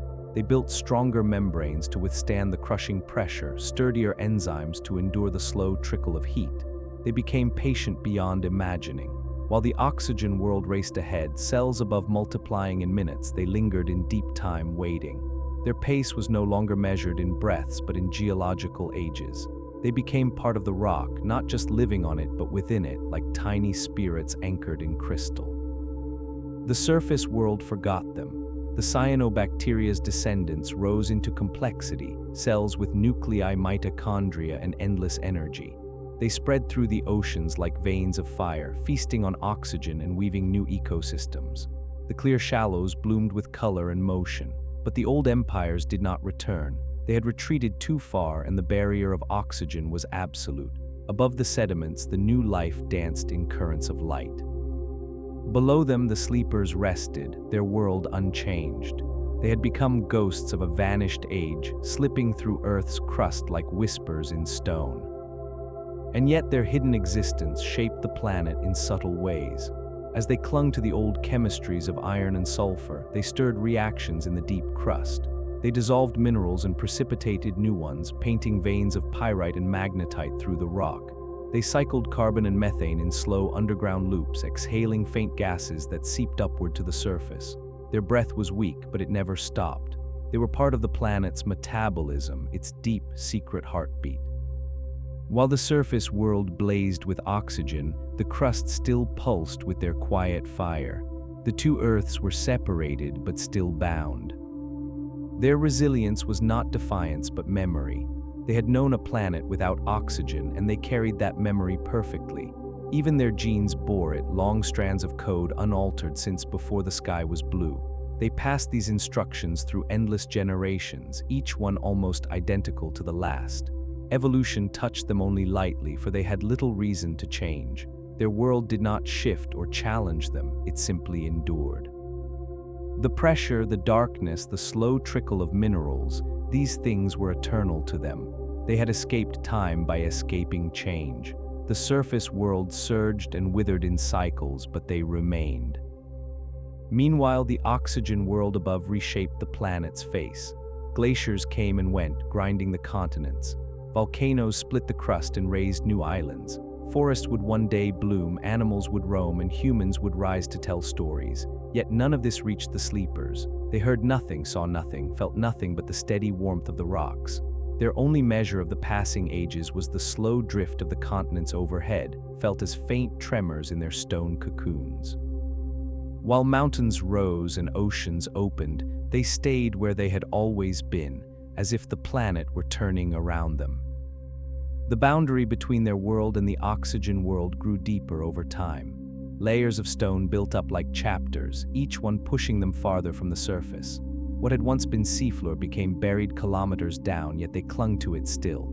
The pressure would crush any surface creature, but to them it was home. The heat would cook any delicate oxygen breather, but they were forged for it. Their proteins folded tighter, their membranes locked stronger, their chemistry so slow it barely noticed the heat. They had adapted not to thrive, but to endure, to make their survival a kind of stillness. Even today they are there, invisible, silent, patient. Scientists drilling into the deep crust have found them, living cells sealed inside rocks older than continents. They divide perhaps once in 1,000 years, yet they are alive, their enzymes humming faintly. They are older than the forests, older than the sky, older than the color blue. They are living time capsules, holding the unbroken thread of the world before breath. Each one is like a droplet of the first ocean hidden inside stone. When you hold a piece of deep crust, you may be holding their homes, tiny cathedrals where the ancient world still dreams. They do not know they are forgot. They do not know that the world above them has changed, that the air is bright and full of wings, that creatures walk on land and gaze at stars. They are blind to time. They carry only their chemistry, their ancient cycles, their unbroken chains. To them, the earth is still dark, still warm, still theirs. The great oxidation was a story that passed above their heads, a storm in a sky they never saw. It could not reach them because they had already sunk beyond its touch. Their survival is not resistance, it is silence. In their deep slumber, they have become part of the planet's memory. They are the Earth's oldest living archive, older than fossils, older than mountains. They are not remnants, they are roots, every ox. Breathing creature that walks the world today stands on their buried empires. The continents rose on their backs. The seas flowed over their ruins. The air filled with the breath that killed them, but they never left. They simply folded themselves into the rock and waited. And still they wait, endless as stone, dreaming the old dream of a world without air. As the ages rolled like slow tides above them, the sleeping empires did not stir. Kilometers of stone pressed down on their hidden realms, yet they endured, cradled by the planet's deep warmth. The surface world transformed beyond recognition. Oxygen rose to dominate the air, complex cells bloomed, and eventually forests clothed the continents. But the sleepers did not change. They did not chase energy or light or movement. They chose something quieter, permanence. Their lives became measured not in days or years, but in eras. They outlived mountains. They outlived seas. They became older than memory itself. Above them, the oxygen-breathing world raced forward. The first multicellular organisms formed, fragile as lace, drifting through the brightened oceans. Plants climbed from the water onto land, releasing even more oxygen to the sky. Animals followed, pulling the air into their lungs and using its fire to move, to hunt, to sing. The planet became noisy and restless. Waves lashed the shores, birds wheeled through the air, and forests whispered under stars, but none of it reached the sleepers. They heard no sound but the slow drip of mineral brines, felt no wind but the steady seep of heat through stone. They had chosen silence, and silence kept them whole. Their world was a realm of stillness. They lived inside pores in the rock, each cell a sealed bubble of the ancient ocean. Around them, the crust was black and crystalline, glinting with pyrite and magnetite they had helped to create. They breathed sulfur, iron, and hydrogen like they had since before the sky turned blue. They shared electrons in ancient pathways, their chemistry a song older than light. They needed so little that even a trickle of energy could sustain them for centuries. They had slowed themselves until time barely touched them. While the surface lived fast and burned bright, they lived like stone, enduring by becoming almost indistinguishable from it. Occasionally, faint tremors passed through their world, echoes of distant earthquakes, rumblings of shifting plates. These vibrations were the only messages they received from the changing earth. To the sleepers, each tremor might mark 1,000,000 years of surface history, the rising of mountains, the spreading of forests, the fall of empires they would never know existed. They did not react. They did not need to. Their patience was beyond the reach of history. Where life above flickered and vanished in cycles, they were the line that never broke. Their strength was not growth but stillness, not speed but permanence. The chemistry of their world remained ancient. Iron flowed in their enzymes like dark blood. Sulfur curled through their reactions, binding and unbinding in quiet loops. They produced no oxygen, used none, and feared it as their ancestors had. If even a trace of it seeped down from above, they sealed themselves in and waited for it to vanish. To them, oxygen was not life but death, a shadow on the edge of their world. They knew it the way deep-sea creatures know sunlight, as something distant, fierce, and fatal. They had chosen the opposite of oxygen. They had chosen sleep. Meanwhile, the oxygen world roared overhead. Dinosaurs thundered and fell, continents split and collided, ice sheets rose and melted. Humans eventually appeared, building fires from the oxygen in the air, digging iron from the banded rocks, breathing the same gas that had long ago driven the sleepers underground. Cities flared like constellations across the night, powered by combustion, each light a small echo of the oxygen revolution.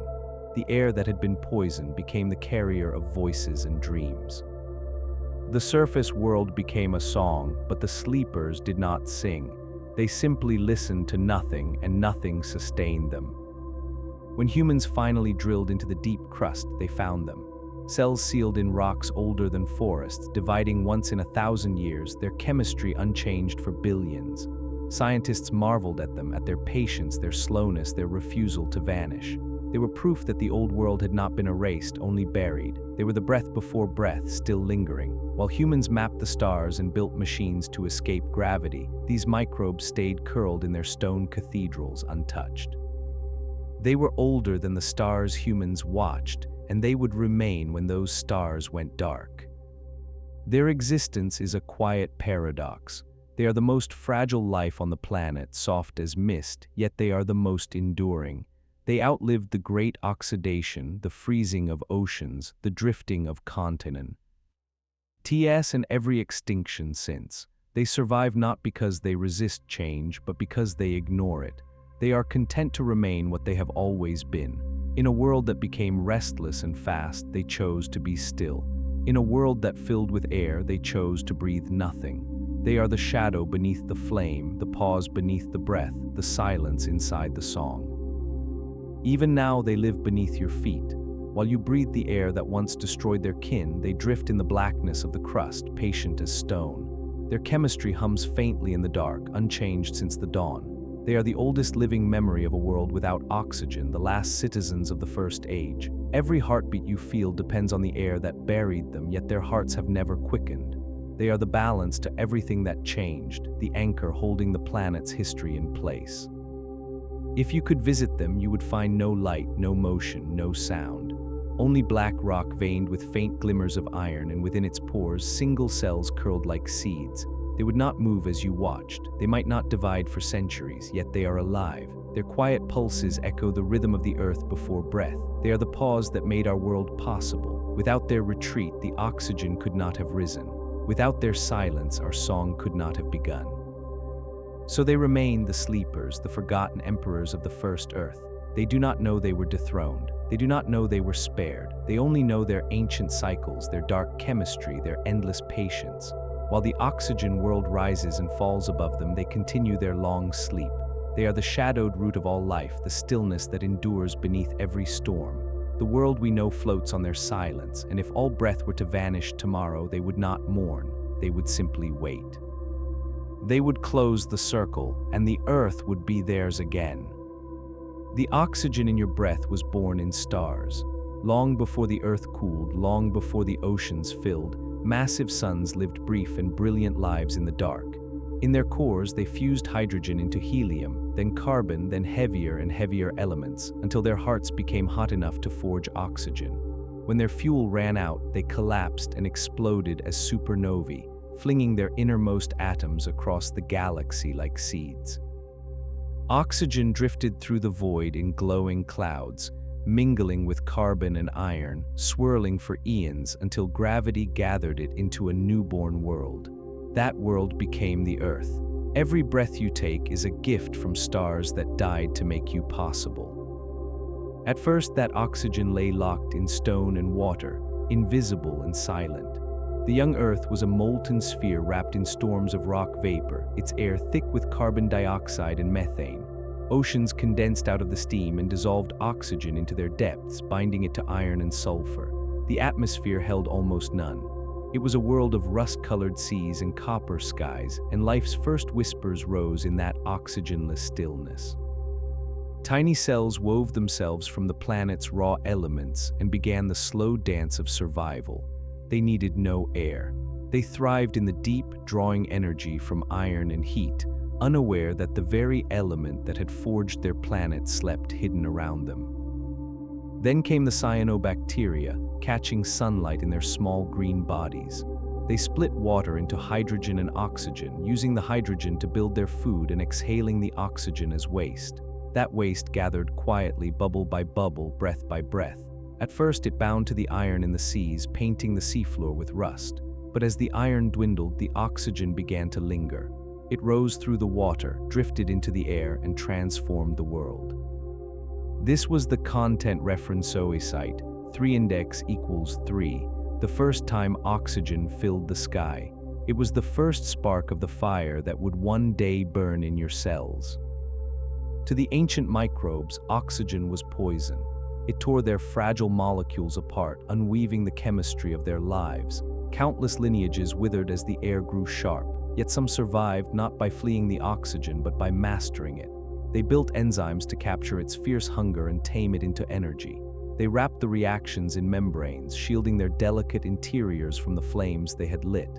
It was an astonishing transformation, turning death into power, danger into breath. These pioneers became the ancestors of all complex life.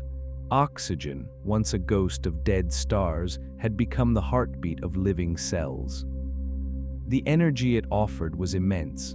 Anaerobic cells had scraped by on faint trickles of power, but oxygen unlocked torrents of it. With oxygen, cells could burn their food completely, releasing more than 10 times as much energy as before. This flood of power reshaped everything. Cells could grow larger, build intricate tons and carry vast libraries of DNA. They could repair damage swiftly and divide rapidly, experimenting with new forms. Energy became abundant enough to support cooperation cells joining together, sharing labor, forming the first multicellular bodies. All of this began because they had learned to carry fire inside themselves, fire drawn from oxygen's ancient stars. Inside these new cells, the fire burned in tiny furnaces. Mitochondria, once free-living bacteria themselves, now symbiotic partners. They consumed oxygen and sugar, releasing energy in a controlled cascade. The reaction was slow but relentless, like embers glowing in the dark. This cellular fire powered motion, thought, and memory. It made possible everything alive and moving today.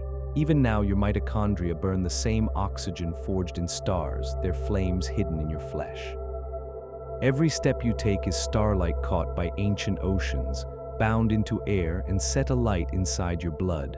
You are walking on the breath of stars. As oxygen filled the air, the world changed in color and sound. The sky turned blue, the seas deepened to sapphire, and life's pace quickened. Organisms became more complex, more agile, more daring. Muscles flexed, fins darted, wings beat. Hearts evolved to pump oxygen through intricate networks of vessels. Hemoglobin appeared, cradling iron at its center like a tiny rust-red jewel, carrying oxygen from breath to cell. Each heartbeat became a spark, each inhale a silent flame. The element that had once ended life now sustained it, threading the fire of stars through every living vein. The rise of oxygen also reshaped the planet's climate. It cleared the methane haze, letting sunlight reach the ground unhindered.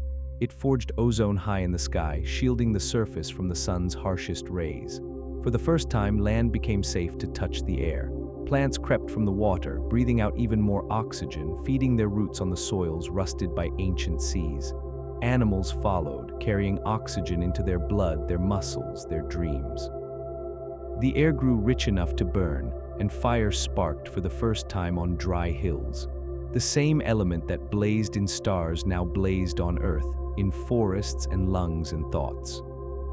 Oxygen became the invisible thread binding life together. It flowed from leaf to breath, from ocean to cloud, from soil to song. It powered the flick of a hummingbird's wings and the slow drift of whales through the deep. It carried voices across air, dreams across generations, hope across centuries. It was not just fuel, it was the medium of connection, the common breath that all living things shared. The stars had given it to the earth, and the earth had given it to life, and life passed it from one being to another in an endless silent chain. Every breath you take completes that chain. The oxygen enters your lungs, slides into your blood, and races to your cells. There your mitochondria catch it, break it, and use its fire to weave your life. Each heartbeat is an echo of the great oxidation, each exhale a whisper from the stars. You carry their gift in every pulse, every thought, every step. The fire of the cosmos burns quietly inside you, and you are its continuation. The breath that once killed everything has become the breath that lets you live. It is the breath of fire, it is the breath of stars. Once oxygen took hold of the world, life could never be small again. Its fire offered too much power to remain quiet. Before oxygen, cells had been like candles, dim, fragile, and easily snuffed. After oxygen, they became lanterns, glowing steadily in the depths. Each molecule they consumed released a rush of energy that rippled through their tiny bodies like silent thunder. This abundance changed their relationship with time. Where their ancestors had divided slowly, cautiously, these new cells pulsed with urgency. They grew larger, more intricate, each generation outpacing the last. Energy loosened the boundaries of possibility. Inside these growing cells, oxygen reshaped the architecture of life. Mitochondria, those tiny furnaces, multiplied and spread through their cytoplasm like constellations in miniature.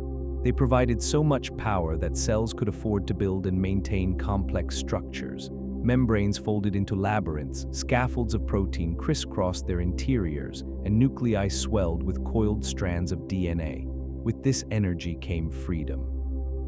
Cells could specialize, devoting themselves to tasks their ancestors could never have sustained. Some stored nutrients, others sensed light, others swam. Cooperation became possible because energy could support not just survival but community.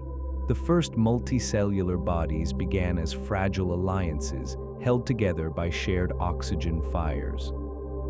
These early bodies were simple, thin sheets of cells rippling in the currents, hollow spheres floating like bubbles, but they carried within them the promise of all future creatures. They coordinated their movements with whispers of chemical signals, passing instructions from cell to cell. This communication was costly, demanding vast energy, and oxygen made it possible. Where the pre-oxygen world had been quiet and solitary, the new oxygen world was humming with messages. Every beat of a flagellum, every shift of a membrane, every burst of growth was powered by the same invisible flame. Life was beginning to speak to itself, and its language was oxygen. As multicellularity blossomed, oxygen shaped the world around it to match. The oxygen produced by vast forests of algae and later by plants poured into the air, raising its concentration to levels that had never existed before. The sky grew richer, clearer, almost sweet. This rising oxygen made new kinds of movement possible. Muscles evolved to contract powerfully and repeatedly, fueled by oxygen-driven chemistry. Hearts appeared to pump oxygen-rich blood to hungry tissues. Lungs, gills, and tracheae unfolded to draw it in. The entire anatomy of motion was sculpted by the need to deliver oxygen's fire to every cell. Where there had been drifting, now there was swimming. Where there had been gliding, now there was running, leaping, flying. The element that once killed cells now carried them into the air. Wings beat on oxygen. Songs rose on it. Even thought depends on its steady fire. Neurons, the most energy-hungry cells of all, burn oxygen faster than almost any other tissue. Each spark of memory, each flicker of imagination, each dream in the night is powered by the same ancient breath. The stars that forged oxygen gave it to the oceans gave it to the air, and now it feeds the flicker of your mind. Every idea you have is a spark from stars long dead, carried to you through the breath of the world. Oxygen's rise also reshaped the planet's chemistry. As it accumulated in the air, it altered the cycles of carbon, nitrogen, and sulfur, knitting them into complex loops that nourished life. It built the ozone layer high above, a delicate blue veil that absorbed the sun's most dangerous rays. With the shield in place, the surface grew gentler. Land, once sterilized by radiation, became a cradle. Plants rooted in soils rusted by ancient seas, breathing oxygen out through their leaves in slow exhalations. They filled the sky with their breath, feeding it to the animals that would one day eat them, chase them, and rest beneath their shade. The air became an invisible ocean of fire, and all living things learned to swim through it. Oxygen set a limit as well as a gift. It made great size possible, but it also demanded careful design. Creatures could grow large only if they could deliver enough oxygen to every cell. Some evolved circulatory systems, others vast branching lungs, others thin bodies that let oxygen seep directly through their skin. The The diversity of life's forms became shaped by this challenge. Fish streamed oxygen over gills in glittering currents. Birds filled hollow bones with rushing air. Mammals wrapped oxygen-rich blood in warm flesh and carried it across the land. Every shape, every stride, every wingbeat was a quiet negotiation with the air. As oxygen levels rose to their ancient peak, life surged into astonishing abundance. Giant insects filled the carboniferous skies, their bodies made possible by the rich air. Forests towered and fell, burying their carbon and leaving even more oxygen behind. The planet itself seemed to quicken, its cycles spinning faster. Yet through all this motion, oxygen remained invisible, silent, almost shy. It did not announce its power. It simply flowed endlessly through lungs and leaves, through gills and roots, through fire and breath. It became the background of life, the unseen constant that made every movement possible. Even now, every living moment depends on it. When you inhale, oxygen rushes down branching airways into your lungs, dissolves into your blood, and rides hemoglobin's iron hearts to your cells. Their mitochondria break it apart, catching its energy in tiny packets of lightless fire. That fire powers the contraction of your muscles, the firing of your neurons, the beating of your heart. Every gesture, every word, every glance is an offering of oxygen to your cells. You are a constellation of small flames, millions of mitochondria glowing inside you, each one burning the breath of ancient stars. And yet oxygen is humble. It leaves no trace of its passage except warmth and motion. It asks nothing but to keep moving, to keep carrying the fire forward. It does not linger or rest. It drifts from your lungs to your blood to your cells, then slips away as carbon dioxide, returning to the air, to the trees, to the oceans, to the long, endless cycle. It has passed through countless bodies before yours, through creatures long vanished, through forests turned to stone, through the lungs of dinosaurs and the fins of ancient fish. Each breath you draw is the echo of billions of lives. Oxygen ma. Guess you part of them all. If you close your eyes and breathe deeply, you can almost feel the stars in your blood. The same oxygen that blazed in their hearts flows now through your veins. The same fire that lit their galaxies burns quietly in your cells.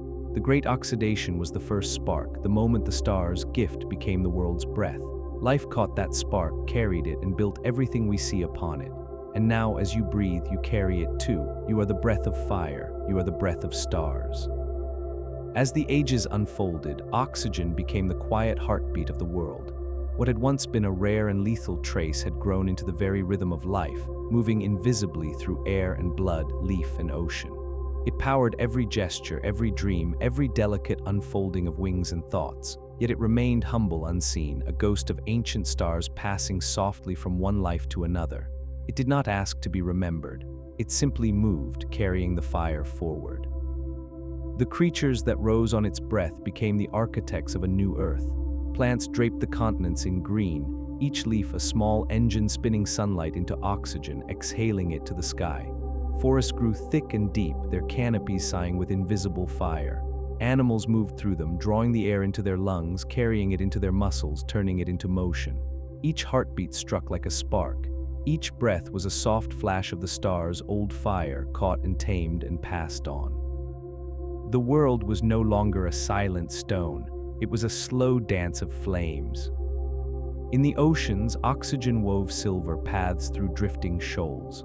Fish streamed in bright currents, their gills flaring as water whispered through them. Whales rose in silence, exhaling plumes of mist that hung like ghosts in the air before vanishing. Coral reefs bloomed like underwater cities, their colors lit by the energy that oxygen carried. Even the smallest plankton spun it into life, each cell a glowing ember in the blue. The seas that had once been green with iron now shimmered with light, each ripple powered by the same breath that had once almost killed everything. High above, birds rode the invisible currents of oxygen, their wings carving arcs through the air. They carried the stars' breath in hollow bones, pumping it through their blood to fuel their endless flight. They became messengers of the sky, scattering seeds, stitching the continents together with their wandering. The air cradled them as it had cradled none before. What had once been poison had become the medium of grace. Oxygen lifted them as gently as it lifts your own breath when you sigh. In time, humans appeared, and they too built their lives on oxygen's fire.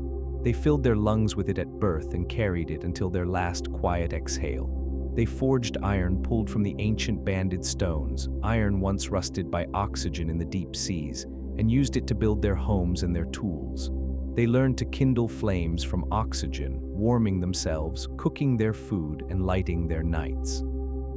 Their cities glimmered with millions of tiny fires, each one a reflection of the stars that had given them this element. They sang and dreamed and reached for the heavens, all on the strength of oxygen in their blood. Yet even as they transformed the planet, oxygen remained unchanged. It flowed through them as it had flowed through trilobites and ferns and dragonflies, as it had through the first trembling animals that crawled from the sea. It made no distinction between them. It asked nothing. It simply entered their lungs, raced through their veins, and slipped away again into the air to be taken by the next breath and the next and the next. It was the oldest covenant, the simplest gift. The breath goes on. Every cell in your body carries this gift. Inside your mitochondria, oxygen is broken and remade 1,000 times each second, its fire captured in tiny bursts to power your thoughts, your steps, your heartbeat. The same oxygen forged in ancient suns and released by ancient microbes now fuels the quiet electric storm of your mind. Every idea you have is lit by stars. Every motion you make is carried on their breath. You are not separate from them. You are their continuation. And when you breathe out, you return the gift. The carbon you exhale will drift to leaves, and leaves will give their oxygen back. The cycle will continue as it has for billions of years. The breath that was born in stars will outlast you, flowing on through forests and oceans, through the veins of creatures not yet imagined. You are a link in a chain older than the continents, and your only task is to pass the fire gently on. Oxygen does not belong to you. You belong to it, as all living things do. Even the stones remember this story. The red iron in the oldest rocks is oxygen's first signature, the memory of its arrival. Those layers lie deep beneath your feet, the rusted bones of the planet, silent W. Witnesses to the beginning of breath. Above them, the air hums with the fire that rose from those stones, through cyanobacteria, through plants, through animals to you. The journey of oxygen is written in the world itself, in the color of the sea, the rust in your blood, the blaze of stars above your head. If you listen closely, you can almost hear it. The whisper of leaves turning sunlight into air, the hush of waves dissolving oxygen into their depths, the soft rush in your ears as your blood carries it through you. It is the same whisper that once drifted from dying stars, the same hush that filled the seas when life first began to breathe. It has never stopped. It is the sound of everything alive carrying the fire onward. And so when you breathe, you are not just filling your lungs. You are touching the oldest thread of life, the first gift of the stars.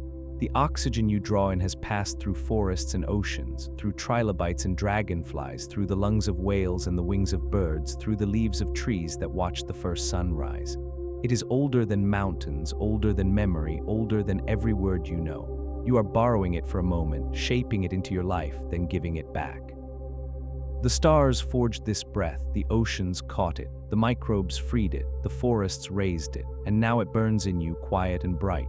You are the latest keeper of this fire, as delicate and as enduring as those who came before. Every heartbeat you feel is a spark from their light. Every breath you take is their voice continuing through you. The breath that once killed everything became the breath that carries everything. It is the breath of fire, it is the breath of stars, and it is yours for a little while.